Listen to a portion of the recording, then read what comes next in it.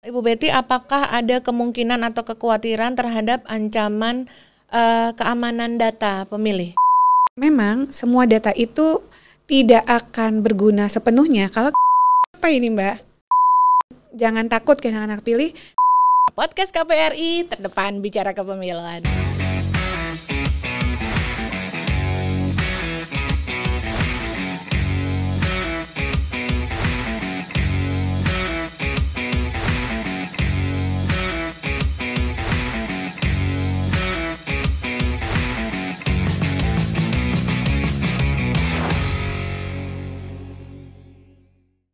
Halo teman pemilih, apa kabar? Senang sekali ketemu lagi dengan teman pemilih untuk podcast KPU RI. Hari ini hari yang sangat menyenangkan karena kita tiba kembali bertemu dengan narasumber yang istimewa untuk podcast KPU RI. Tapi sebelum kita mulai, tentu saja teman pemilih harus subscribe dulu. Ayo siapa yang belum subscribe nih? Harus segera klik subscribe sekarang, karena dengan subscribe kemudian klik komen, klik like dan juga berikan komen, itu akan mendukung terus kanal YouTube KPU RI terus memberikan update informasi kepemiluan bagi teman pemilih semua. Nah, siapa sih yang bakal jadi tamu spesial kita untuk podcast KPU RI episode hari ini? Tidak lain tidak bukan adalah salah satu pimpinan kita yang paling cantik tentu saja. Serambut beliau, Ibu Betty Epsilon Idrus. Halo Ibu. Hai Mbak Reni. Apa kabar Ibu? Alhamdulillah sehat. Mbak Reni sehat ya? Alhamdulillah sehat, terima kasih Ibu sudah bertanya. Nah, teman pemilih sudah nggak kaget ya, karena tentu beliau yang paling cantik, tidak hanya karena emang benar-benar cantik, karena kolega beliau yaitu pimpinan-pimpinan kita yang lain tentu saja adalah para bapak ya. Yes. Ibu ya. Ibu senang sekali Ibu berkenan mampir di studio podcast KPRI dan menyapa teman pemilih semua, karena hari ini kita bakal ngobrol-ngobrol tentang hal-hal seru yang menjadi tugas Ibu Betty selama menjalani tugas di Komisi Pemilihan Umum Republik Indonesia. Teman pemilih dan Ibu, kita perlu disclaimer dulu nih, biarpun kita berdua sudah lepas masker, tapi semua kru yang bertugas di balik kamera semuanya tetap menggunakan masker, dan juga ruangan studio juga sudah didesinfektisasi. Insya Allah kita juga dalam keadaan sehat ya Ibu. Insya Allah. Insya Allah, amin. Mudah-mudahan semua dalam keadaan sehat, dan tentu saja nanti podcast ini bisa berguna dan bermanfaat buat teman pemilih semua. Ibu, harus bertanya dulu nih, kita sebagai satu-satunya perempuan dalam formasi kepemimpinan KPU RI periode 2022-2027. Rasanya gimana Ibu? Yang pasti bertujuh ini kan sudah kita baru bertemu sekitar 2-3 bulan dalam satu tim. Ya. Dan bondingnya harus kita raih sama-sama begitu ya, karena pekerjaan ini kan jangankan mengkolaborasi antar kita gitu ya, kolaborasi pun dibutuhkan antar instansi begitu. Jadi rasanya ya nano sama lah Mbak gitu ya. Mungkin saya lebih detail nanti menyampaikan dalam rapat pleno, itu kan mekanisme kita, dan sejauh ini saya sangat betah sekali. Sangat betah. Okay. Terlalu semangat. Sangat betah gitu ya, dan tidak ada yang bisa tidak dikomunikasikan, semuanya bisa disampaikan komunikasinya ke 6 rekan saya yang lain. Dan saya rasa kita punya satu goals yang sama, kita jadi penyelenggara yang insya Allah bisa mengantar pemilu 2024 jauh lebih baik. Amin, itu harapannya. Sebab kalau teman pemilih nih coba mencari nama Ibu Betty di mesin pencari, beliau bukan orang baru dalam dunia kepemiluan, terutama sebagai penyelenggara pemilu. Ibu sudah mungkin belasan tahun ya sebagai seorang penyelenggara pemilu ya? Sejak mahasiswa Mbak. Sejak mahasiswa. Gimana ceritanya Ibu? Saya itu ya dibilang aksiden mungkin, karena kan nggak pernah tahu isu ini. Tapi karena saya dulu aktif di organisasi internal kampus dan juga eksternal kampus, dan waktu itu ada Unfrail namanya. Jadi dia merekrut banyak sekali mahasiswa mungkin. Sukarelawan. Oh, relawan. Yes, betul, relawan. Dan kemudian saya ikutan gitu, jadi pemantau Unfrail. Pemantaunya itu di Jasinga. Tahu, salah satu kecamatan di Kabupaten Bogor. Oh. Jadi saya ditempatkan di situ ngelihat gimana tentang kampanye terjadi di Jasinga. Lalu 2004 saya jadi ketua panitia untuk Voters Education di tingkat nasional waktu itu untuk mahasiswa juga. Untuk mahasiswa. Ya, udah deh. Oh oke, tahu isu pemilu tuh kayak gini. Oh oke, tahu cara nyoblos tuh begini dan seterusnya.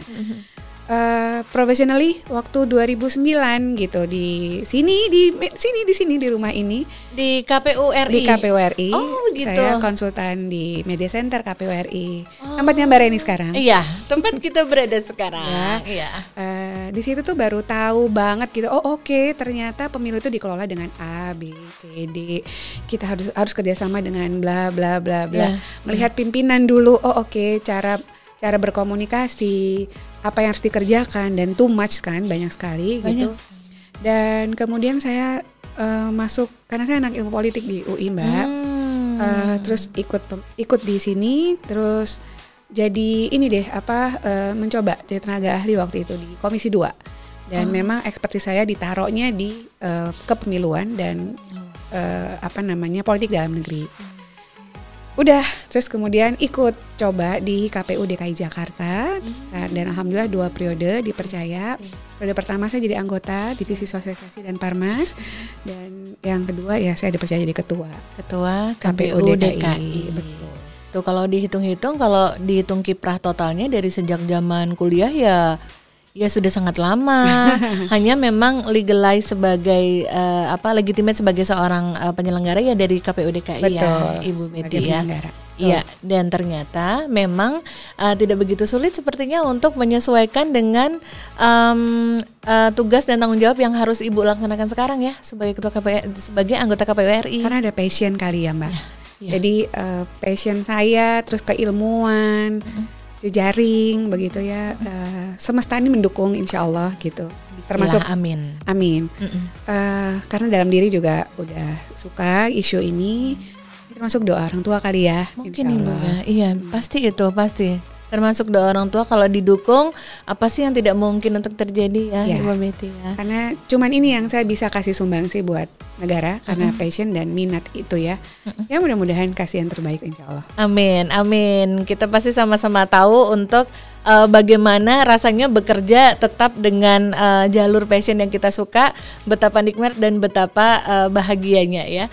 Baik, Ibu Betty dan teman pemilih jangan kemana-mana, kita nanti akan cari tahu lebih banyak lagi apa yang dalam pikiran dan buah pikir Ibu Betty tentang penyelenggaraan pemilu di tanah air ini. Tetap di podcast KPU RI. Masih di kanal YouTube Komisi Pemilihan Umum Republik Indonesia. Teman pemilih, Anda masih bersama dengan podcast KPU RI bersama saya Reni dan juga narasumber istimewa kita hari ini yaitu Ibu Betty Epsilon Idros. Beliau pimpinan kita, anggota KPU RI yang saat ini berada menjabat dipercaya sebagai Divisi Data dan Informasi ya. Iya, Ibu. betul Mbak. Betul sekali. Nah, Ibu, kira-kira kalau tadi kita sangkutin dengan passion, kira-kira kalau penugasan Ibu pada divisi data dan informasi ini, kira-kira masih berhubungan nggak ya dengan passion Ibu? Karena saya punya konsekuensi ya, semua pilihan kerja kita kan ada konsekuensi. Ditaruh dimanapun, we have to must be ready gitu, harus lebih siap. Dan ketika kita pleno, kita sudah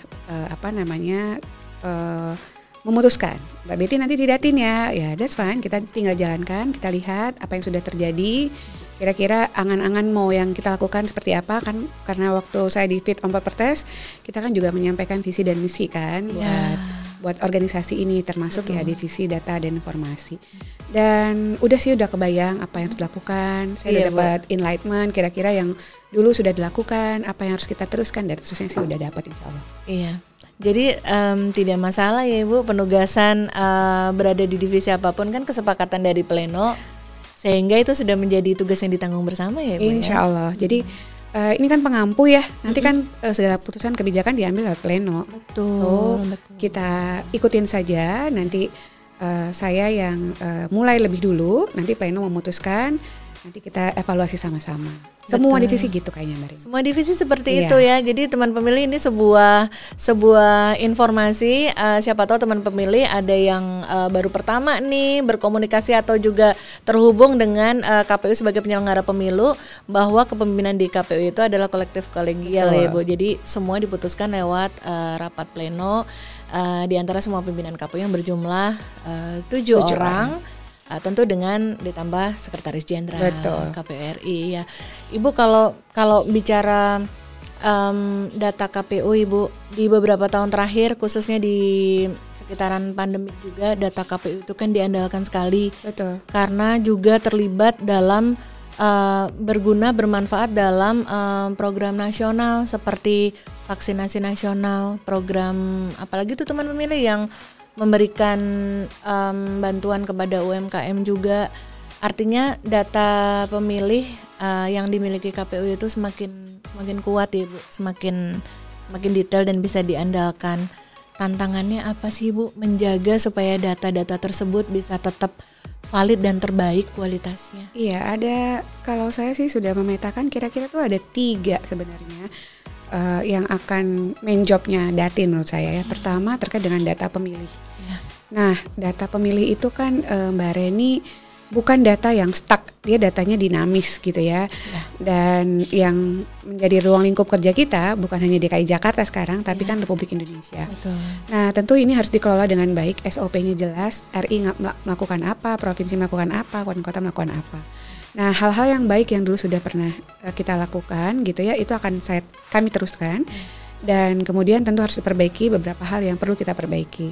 Yang kedua, main job kami adalah pengelolaan semua sistem informasi yang dimiliki oleh KPU begitu dalam satu rumah. Nah, mengelola kan ini tidak gampang karena bahasa programnya berbeda, usernya berbeda. Usernya bisa internal kita, bisa juga eksternal KPU begitu ya. Tapi bagaimana cara meramu agar integrasi antar sistem informasi itu dapat terjalin sehingga mudah dibaca, mudah dimengerti, mudah dicari begitu ya oleh kita internal dan juga eksternal. Dan yang ketiga menurut saya PR terberatnya adalah pengelolaan big data nanti nih Mbak. Jadi menurut saya KPU punya banyak sekali informasi, punya banyak sekali data, dan big data itu harus kita kelola. Big data itu bisa yang statis, yang kita dapat by paper atau kita tetapkan setiap periode ke periode, tiap pemilu ke pemilu. Tapi juga ada data yang kita peroleh nanti dari media sosial karena mau tidak mau itu juga jadi ranah kita untuk ngecek. Pendapat publik terhadap KPU apa? Big datanya kita kumpulkan. Dan kemudian akan kita analisa sehingga kita bisa cari satu keputusan untuk organisasi jauh lebih baik. Jadi kolaborasi antara berbagai data kita kelola dan kita provide ke masyarakat. Itu sih PR-nya. PR utama dan juga tugas yang akan diampu oleh seluruh semua penyelenggara pemilu KPU seluruh Indonesia ya Bu. Betul. Ya. Khususnya untuk di divisi data informasi ya. Betul.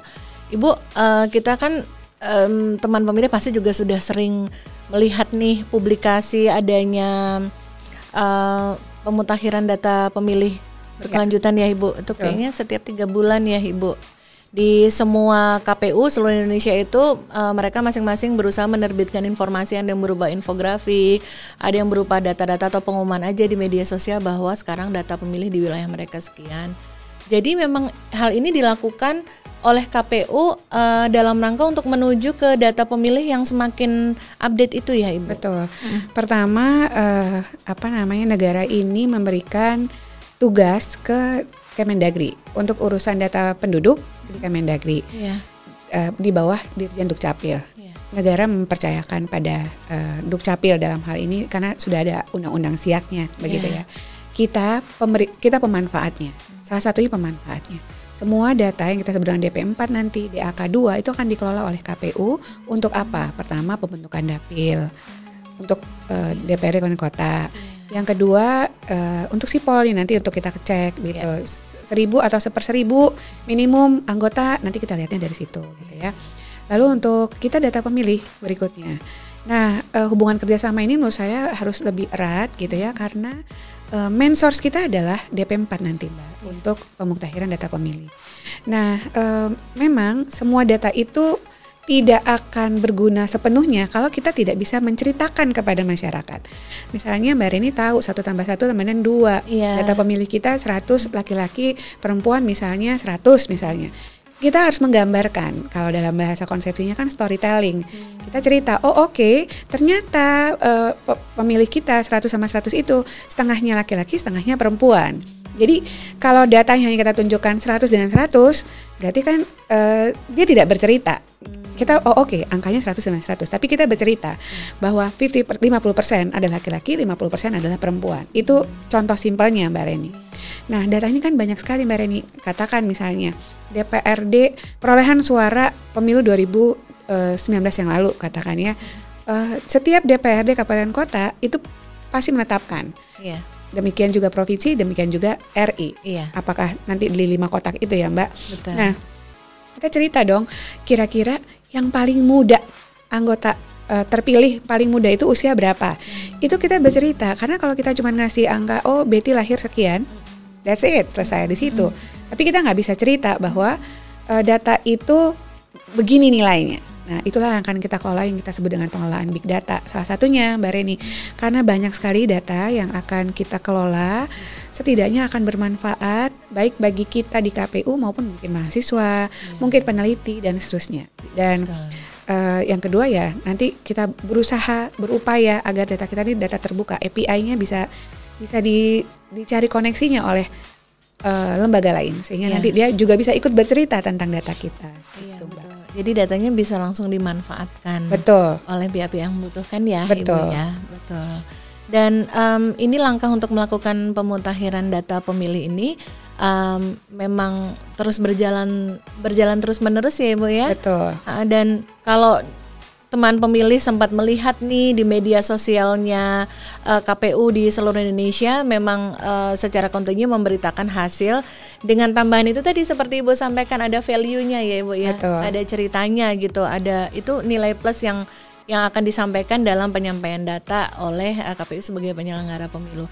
Ibu ada tantangannya nggak ya kira-kira kalau sampai di Indonesia, sampai di daerah manapun, apakah mereka rata-rata bisa menghadapi atau maksudnya kendalanya apakah ada yang berarti atau ada yang berbeda sesuai dengan daerahnya gitu, ada nggak ya? Tentu, karena dinamis gitu ya Mbak, dinamis sekali. Jadi katakan penduduk kita itu datanya tidak stuck satu ya. Sementara nanti ada ranah di mana kita akan menetapkan DPT yang 8 bulan jaraknya Mbak dengan hari H pemungutan suara.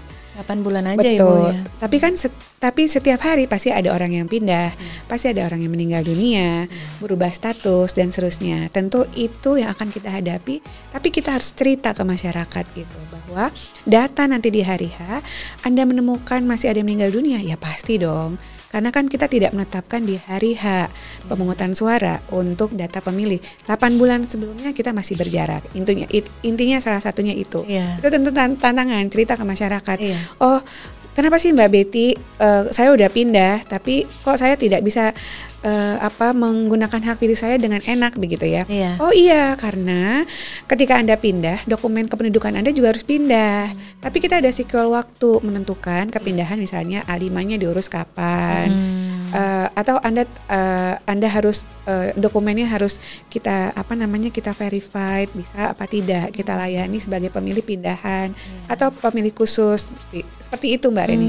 Jadi itu tantangannya berat sekali. Lalu kemudian yang saya sebut dengan gray area, itu kan banyak sekali, tidak hanya di perkotaan, lapas rutan, contohnya ya, rumah sakit, pesantren, ya, karena mereka stay di situ dalam jangka waktu yang lama, tapi KTP-nya masih di tempat asal dia tinggal, iya, betul. Pindah masuk, pindah keluar, itu kan banyak sekali ya Mbak.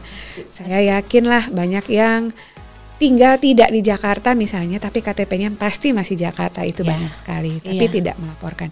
Jadi itu dinamika yang terjadi dan kita harus cari way out, jalan keluar agar pelayanan terhadap pemilih bisa kita lakukan sebaik-baiknya. Nanti Mbak Reni bantu dong sosialisasinya. Pasti dong Ibu, di semua media sosial kita selalu berusaha menyebarkan sebanyak-banyaknya informasi kepemiluan, termasuk tahapan-tahapan di mana kita juga mengharapkan peran aktif dari teman pemilih ya Ibu. Betul sekali. Cek dulu nih apakah teman pemilih sudah terdaftar di TPS yang mana, dan ketika tidak harus melaporkan kemana, terus langkah apa yang harus diambil. Kita akan bicara lebih jauh lagi dengan Ibu Betty tentang tadi bagaimana kalau misalnya teman pemilih berada di satu tempat, tapi sebenarnya KTP-nya itu asalnya tidak berada di tempat teman pemilih berada saat itu, padahal pengen menggunakan hak pilihnya di hari pemilihan ya Ibu ya.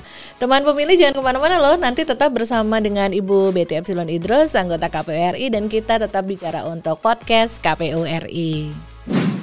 Nah, teman pemilih, Anda masih berada di podcast KPU RI dan tentu saja masih bersama tamu spesial kita, Ibu Betty Epsilon Idros, anggota KPU RI. Dan kita masih seru ya Ibu bicara soal data pemilih nih, karena tadi dari penjelasan Ibu Betty, dari cerita Ibu Betty, kita juga jadi mungkin beberapa teman pemilih ada yang jadi semakin kepo nih.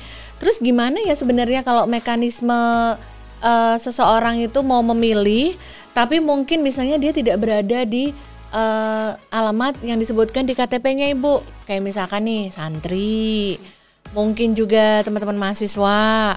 Terus ini nih banyak banget nih Ibu teman pemilih kita. Waktu itu pernah ada yang nanya di medsos kita, ada teman pemilih kita yang saat ini tuh masih SMA baru mau lulus, yang kayak nanti di 2024 dia akan pertama kali memilih. Kemungkinan dia sudah menjadi mahasiswa dan maybe tidak ditinggal di sini lagi, mungkin Bu, bisa di kota lain atau mungkin juga bisa di negara lain. Cerita dong Ibu, kira-kira alur utama mekanismenya untuk bisa apa sih namanya pindah memilih ya Ibu ya. Kira-kira gimana sih Ibu? Definisi pemilih itu yang pasti sudah 17 tahun ke atas dan atau sudah menikah, begitu ya. Sudah menikah atau sudah pernah menikah. Pernah menikah. Nah, yang kedua dalam Undang-Undang 7 2017 dan punya KTP elektronik. Nah, basis kita punya KTP elektronik sekarang itu adalah de jure untuk mereka yang kita daftarkan sebagai pemilih. Apa itu maksudnya? Maksudnya adalah KPU akan mendaftarkan seseorang sebagai pemilih itu sesuai dengan alamat yang tertera di KTP elektroniknya. Jadi kalau misalnya saya, Betty, tinggalnya di Tebet, alamatnya Tebet Timur misalnya, RT sekian, RW sekian, saya akan didaftarkan di Tebet Timur, RT sekian, RW sekian. Sesuai dengan KTP. Sesuai dengan alamat iktp-nya. Nah, yang kedua kita tahu ada dinamika ketika kependudukan kita ini berjalan, gitu ya. Nah, bisa nggak dia pindah tanpa menyertakan data identitasnya, misalnya ya, dia tidak menyertakan data identitasnya itu diperbaiki, bisa aja, karena kan sel-selnya sel-sel aktif, jadi masyarakat yang laporin, saya pindah nih, boleh nggak dokumen-dokumen saya juga ikut pindah, gitu ya. Tentu mekanisme prosedurnya ada di Dinas Dukcapil atau Dirjen Dukcapil, gitu ya Mbak. Nah kemudian kalau misalnya saya mahasiswa nih tahun ini, saya punya hak pilih, umur saya sudah cukup, saya punya KTP elektronik. Tapi kayak merantau nih saya, ya merantau, saya kehilangan hak pilih nggak? Tidak kehilangan hak pilih. Tidak. Nanti kamu dikategorisasi, ini teman pemilih akan dikategorisasi sebagai pemilih tambahan namanya, pemilih pindahan. Pemilih pindahan itu DPTB istilahnya sekarang. Bagaimana caranya saya bisa menggunakan hak pilih? Memang harus ngurus A5 namanya. A5. Nah, kenapa harus ngurus? Nanti tidak ada tuduhan ke KPU. KPU memobilisasi massa tanpa sebab gitu. Jadi harus ada dokumen yang disertakan gitu ya. Karena hak memilih kan hak ya. Jadi uruslah A5-nya, pindah memilih. Di mana ada 2 tempat. Kalau misalnya nggak mungkin pulang kampung gitu ya, nggak mungkin pulang ke alamat sesuai, maka datanglah ke kantor KPU kabupaten kotanya. Kalau misalnya terlalu jauh, datang ke kelurahannya, minta A5 tujuan istilahnya. A5 tujuan. Ya. Untuk apa? Untuk didata oleh kami gitu ya. Bawa apa aja tuh? Bawa aja KTP elektroniknya.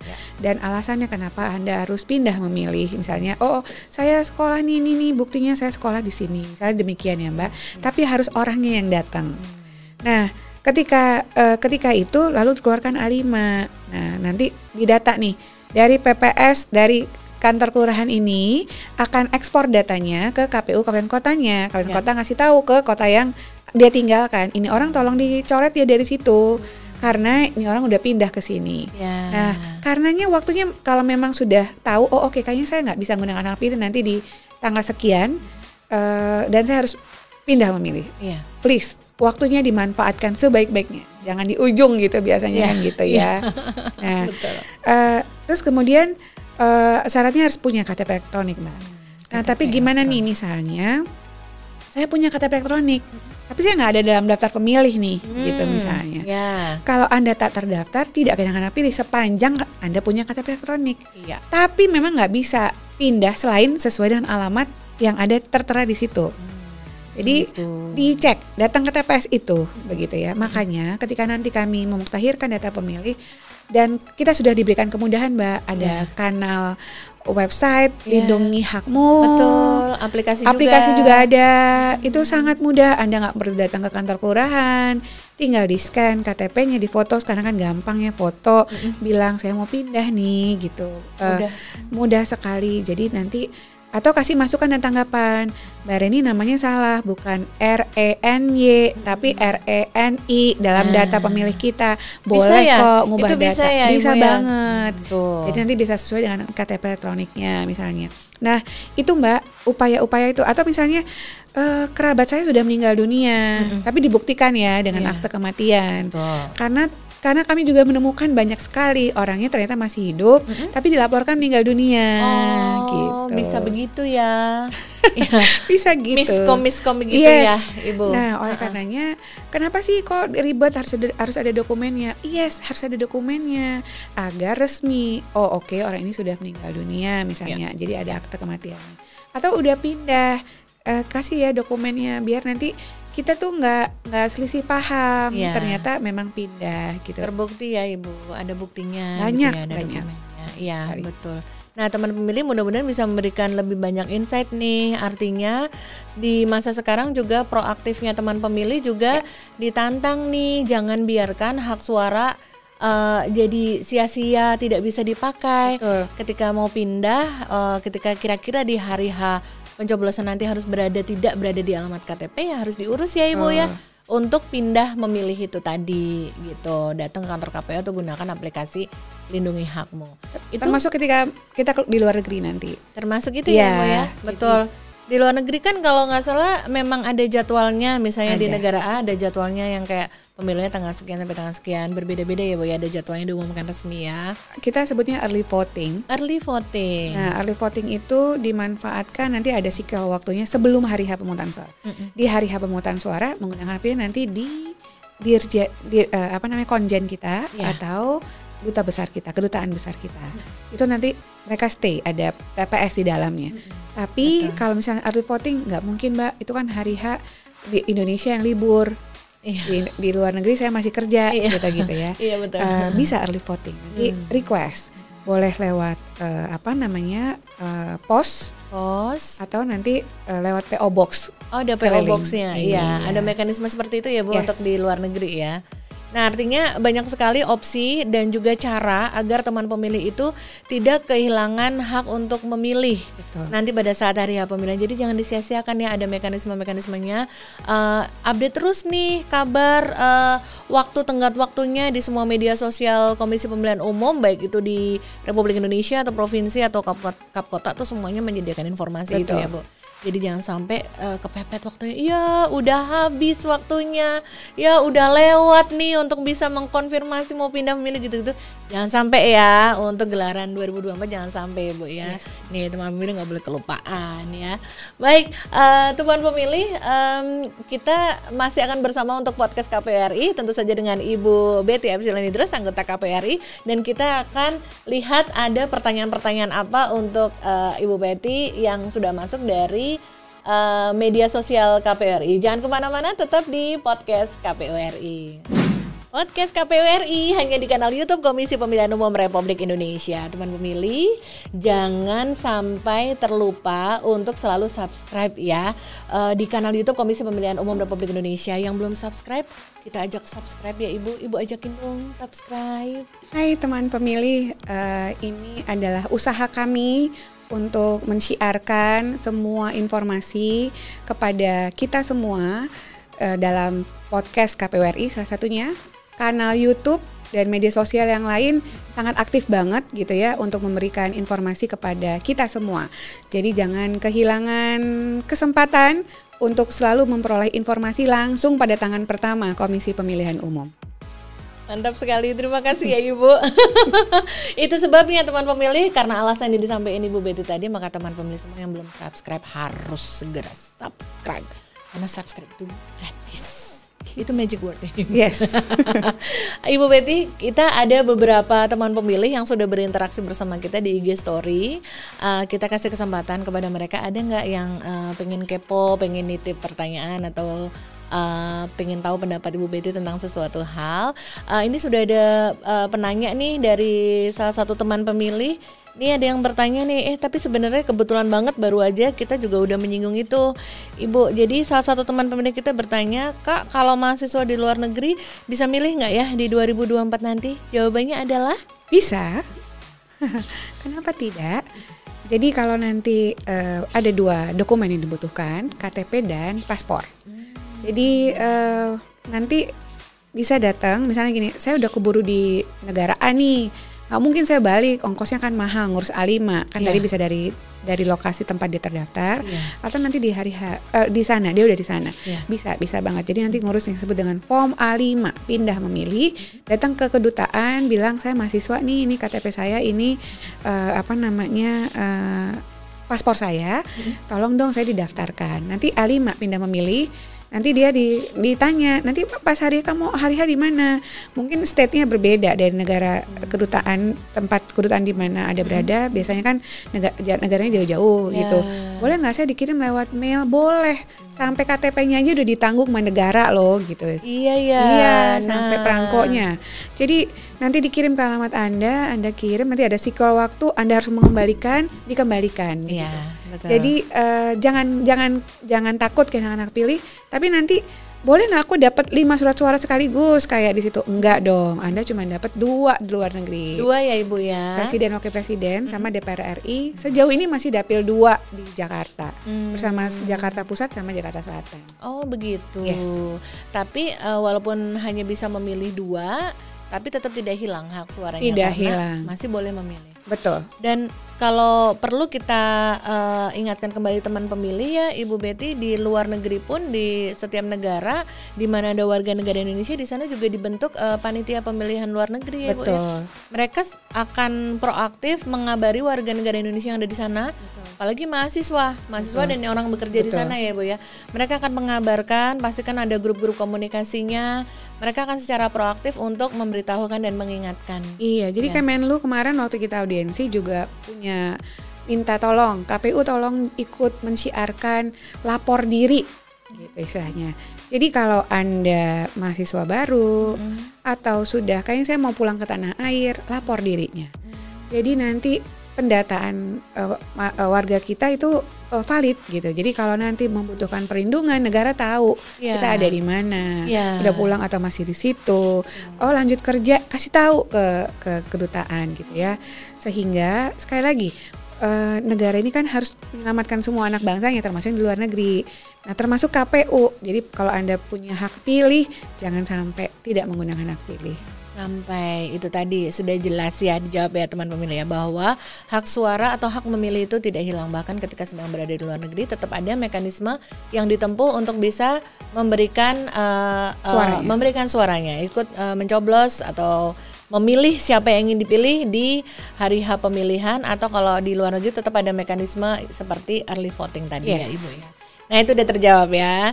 Nah sekarang Ibu kita punya pertanyaan yang kedua dari titipan di IG Story. Salah satunya adalah bicara tentang Ibu Betty, apakah ada kemungkinan atau kekhawatiran terhadap ancaman keamanan data pemilih untuk jelang ke 2024 nanti? Amit-amit kita tidak mengharapkan, tapi ini adalah pertanyaan yang mungkin mewakili banyak sekali tanda tanya dan keingintahuan teman pemilih ya Bu. Kira-kira tantangannya apa Ibu untuk keamanan? 2019 diserang juga sistem informasi kita, banyak sekali bahkan gitu ya. Jadi 2024 itu nggak heran, pasti banyak begitu tantangan sistem informasi, tentu dari malware ya, terus ada yang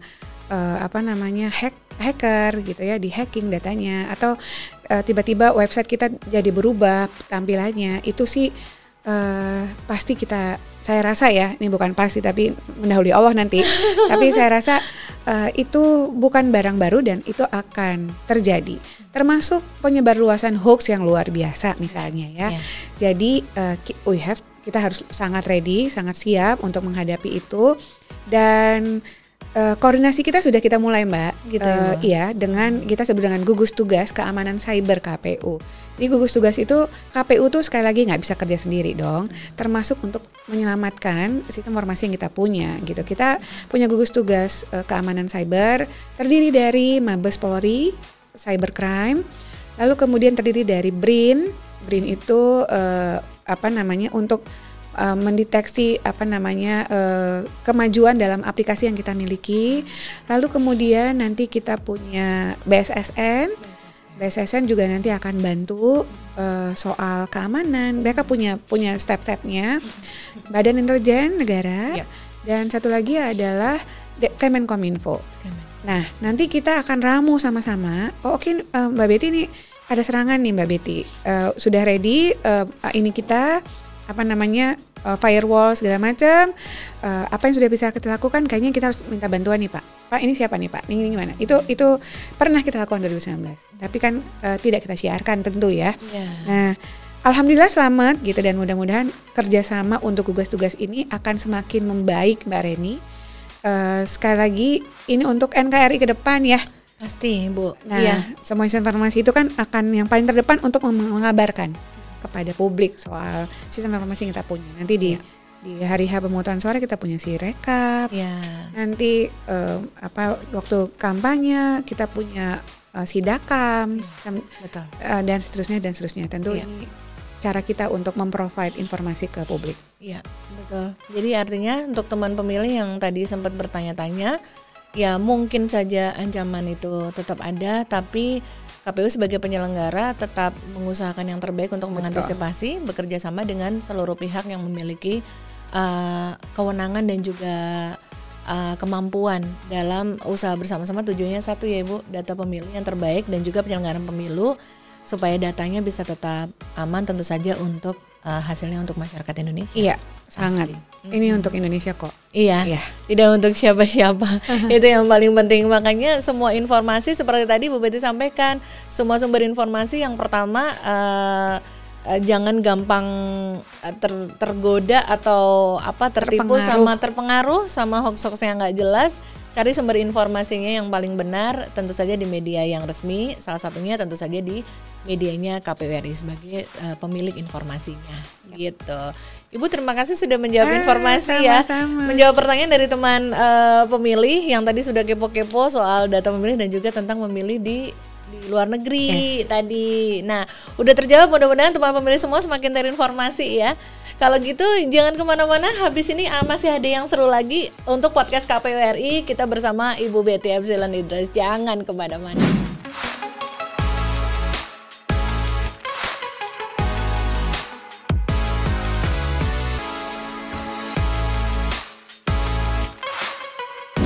Nah, teman pemilih, terima kasih Anda masih berada bersama kami di kanal YouTube Komisi Pemilihan Umum Republik Indonesia untuk podcast KPU RI. Bersama salah satu pimpinan KPU, yaitu Ibu Betty Epsilon Idrus, kita akan ngajak beliau untuk masuk di segmen NKCTP. Nanti kita cerita tentang pemilu. Tapi untuk segmen yang ini, kali ini beda nih. Kalau biasanya pimpinan-pimpinan KPU kalau yang mampir ke sini kan kita ajakin cerita tentang masa lalu beliau di kepemiluan. Nah, kita akan lihat nih kalau yang ini kayaknya nyambungnya ke cerita yang apa ya. Nah, ini agak beda nih teman pemilih. Sebentar, ini teman pemilih bisa lihat nggak? Nah, ini bisa lihat kan di layar. Nah, ini ada sesuatu di dalam sini. Nah, oke, kita akan ajak Ibu untuk menebak apa isi di dalamnya. Saya akan kasih clue tentang isinya apa, lalu Ibu nanti boleh menebak, tapi sebelum menebak boleh nanya 3 kali, 3 pertanyaan yang akan saya jawab dengan ya, tidak, atau bisa jadi. Baru Ibu akan menebak. Setelah Ibu menebak, kalau berhasil ditebak nanti dibuka, Ibu akan cerita ini ngingetin tentang apa. Oke. Ya, gitu Ibu siap? Apa? Ini baik. Infonya orang dalam. Ini infonya dari orang dalam. Mudah-mudahan nggak bikin kaget. Nah, teman pemilih, Ibu, ini clue-nya adalah sesuatu yang berhubungan dengan masa kecil Ibu, tapi ini juga merupakan salah satu sebenarnya dalam tanda kurung sebenarnya adalah passion Ibu Betty. Yap, itulah clue-nya. Nah, sekarang Ibu boleh bertanya kepada saya. Masa kecil? Iya, terkait dengan passion atau hobi? infonya sih tadi passion ya. Info temen itu kayaknya passion ya katanya ya. Okay. Mudah-mudahan tepat nih. Oke, Ibu boleh bertanya. Makanan? Bukan. Alat tulis? Bukan. Apa dong? Barang elektronik? Iya. Apa Sudah. ya? Pertanyaannya udah 3. Ibu udah 3. Ibu harus menebak ya. Barang elektronik Yes. masa kecil. Yes. Berhubungan dengan masa kecil. Ya. Barang elektronik masa kecil. Mah punya gue apa? Belum ada. Mama ngasih barang elektronik dulu. Kan ini berkaitan, Oh, Ibu, oke. berkaitan. Handphone zaman dulu. Enggak. Oke, handphone zaman dulu ya. Oke. Ternyata mungkin apakah Ibu Betty sudah punya passion terhadap handphone zaman dulu? Oke, kita akan buka gimana caranya supaya Ibu aja deh yang buka. Oke, No. Ibu yang buka yuk. Bukan kecoa kan? Izin enggak Ibu agak kesini ya supaya kelihatan ya. Oke. Baik. Boleh dibuka Bisa? Ibu. Ini enggak dilem sih Ibu. Jangan kebalik. Kembali kayaknya. Apa ini Mbak? Ya Allah, mic. Ibu tunjukin dulu dong Ibu. Iya. Mic, ya ampun. Ternyata isinya mic. Belum Ya. kecetit gitu nggak Ibu? Mic sih udah lama lah melupakan ini cita-cita zaman baheula. Masa sih? Cita-cita zaman bahala. Iya dulu waktu. Tapi saya baru rewind lagi lihat kan dulu punya agenda ya. Ya, Ada. sama Ibu. Iya sama ya. Dulu kan papa saya suka beliin agenda, hari ini ngelakuin apa, besok apa gitu. Dear Diary. Yes, ya, Dear Diary. Iya. Jadi bagian depan itu Betty sekolah di mana gitu kan, cita-cita apa Oh gitu. iya, harus ada kayak gitunya. Data diri. Data diri ya. Zaman data diri, baheula. betul. Iya. Terus baca dan masih disimpan sama papa. Oh, Waktu sekarang baca, ya ampun, aku pernah punya cita jadi penyanyi dulu. Tapi jauh lah Mbak, jauh dari sekarang. Ampun. iya Ibu. Iya dulu. Itu pernah. Iya. SD. TK udah, SD juga udah. Oh gitu. TK dan SD. Oh, pernah ada passion sebagai penyanyi ya, Ibu? Passion nggak passion sih. Terlintas. Tapi iya. sempat tertulis di Tertulis, diary ya, Ibu. Iya. Ternyata jalan Tuhan yang diberikan kepada Ibu Betty ternyata memang sebenarnya tidak jauh dari Mike, Yes. cuman bukan sebagai penyanyi, tapi menyampaikan info-info kepemiluan ya Ibu ya. Betul. Oh, nggak sangka loh, nyangka nggak? Tadi siapa yang sempat nebak? Ayo, sempat ikutan nebak nggak tadi? Kira-kira sebenarnya kotaknya apa tadi? Ada yang ikut komen nggak? Ayo. Tapi masih dilakukan nggak Ibu hobi ini? Anak-anak yang nerusin. Oh gitu. Anak saya 3 perempuan.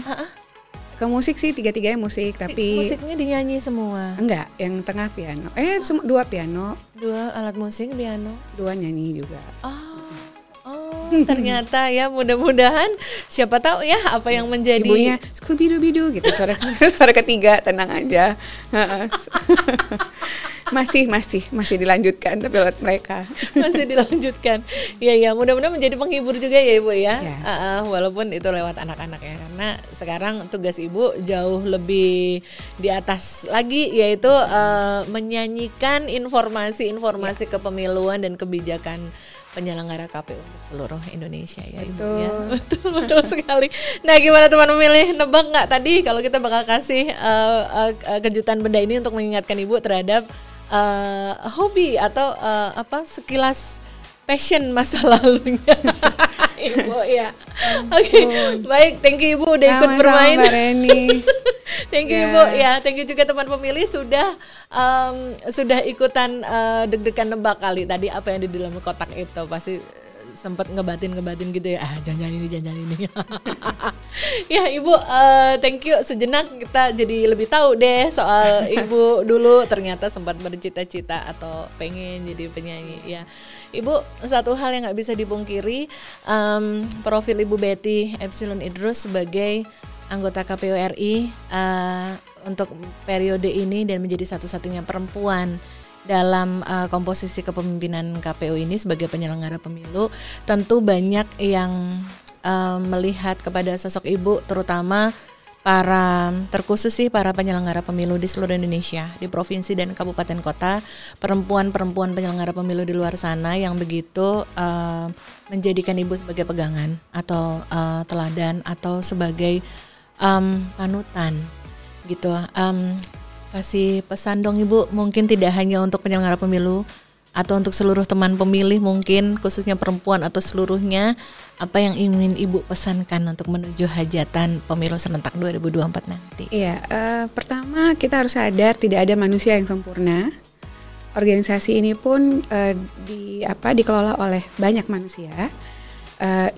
Intinya kita ngejar goals kita, satu, pemilu 2024 berjalan aman, lancar, punya integritas yang baik, sehingga tingkat kepercayaan publik terhadap lembaga ini jauh lebih baik.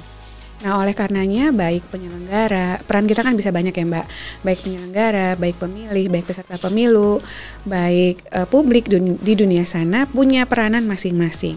Untuk apa? Untuk meraih goals yang kita sudah ciptakan secara bersama-sama.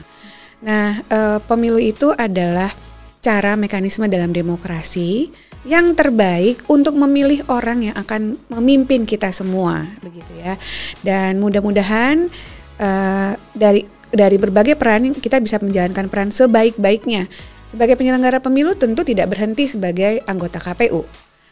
Di sini kita anggota KPU, di rumah tentu saya sebagai ibu begitu ya, atau sebagai istri begitu.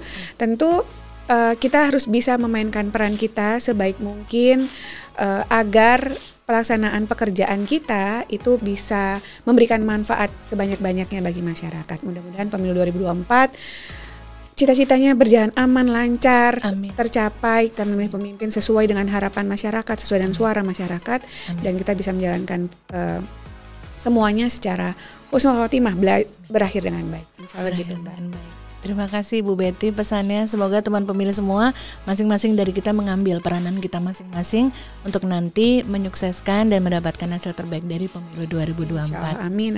Amin. Ibu terima kasih banyak. Sama-sama Mbak sudah Reni. berkenan hadir di podcast KPU RI. Alhamdulillah, makasih loh ya. Sama-sama Ibu, sehat dan sukses selalu untuk Ibu Hebat bertugas. Hebat loh kerja-kerjanya teman-teman Parmas. Terima kasih Ibu, terima kasih banyak, dan teman pemilih juga kita ucapkan terima kasih ya sudah segitu antusias mengikuti terus episode dari podcast KPU RI. Jangan ketinggalan untuk episode berikutnya nanti minggu depan dan seterusnya lagi. Ikuti terus podcast KPU RI di kanal YouTube Komisi Pemilihan Umum Republik Indonesia. Podcast KPU RI terdepan bicara kepemiluan. Sampai ketemu lagi. Dah. Sampai ketemu.